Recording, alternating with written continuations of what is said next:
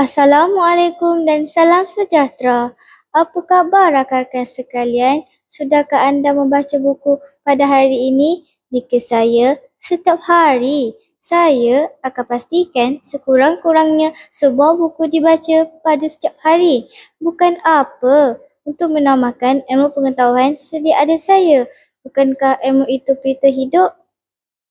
Oh ya, pada hari ini saya Amna Arisa Bashirah binti Muhammad Mushif Faiz dari kelas 5 Al-Kazini SK Sendang 4 Rompin Pahang ingin menyampaikan bicara buku yang bertajuk Misteri Air Azimat. Pergi ke taman memetik melati, melati putih di tepi perigi. Mari dengarkan bicara buku ini, penuh misteri mencabar diri. Buku yang saya pilih bertajuk Misteri Air Azimat, hasil karya penulis terkenal Tommy Jervey. Buku ini diterbitkan oleh penerbit Tetrasina dan merupakan sebahagian daripada siri Mat Labi, seorang eksplektor alam haiwan yang sangat menarik dan berunsur pendidikan. Kisah ini mengisahkan tentang Mat Labi, seorang penyiasat alam haiwan yang bijak, teliti dan gemar berfikir secara logik.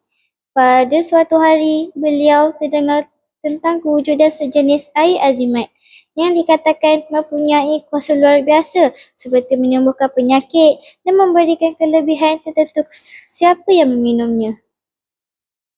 Ramai penduduk mula percaya perkara tersebut dan ada juga yang sanggup membayar untuk mendapatkannya. Namun begitu, Mat Labi berasa curiga dengan dakwaan tersebut tidak masuk akal. Beliau mula menjalankan siasatan dengan mengumpul maklumat, memerhati keadaan sekeliling dan mengkaji kemungkinan yang berlaku.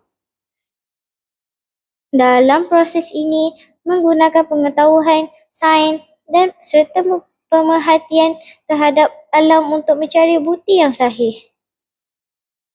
Sepanjang penyiasatan, Mat Labi berhadapan dengan pelbagai cabaran termasuk kekeliruan orang ramai yang sudah terpengaruh kepercayaan tersebut. Walau bagaimanapun, beliau tetap berusaha untuk mencari kebenaran.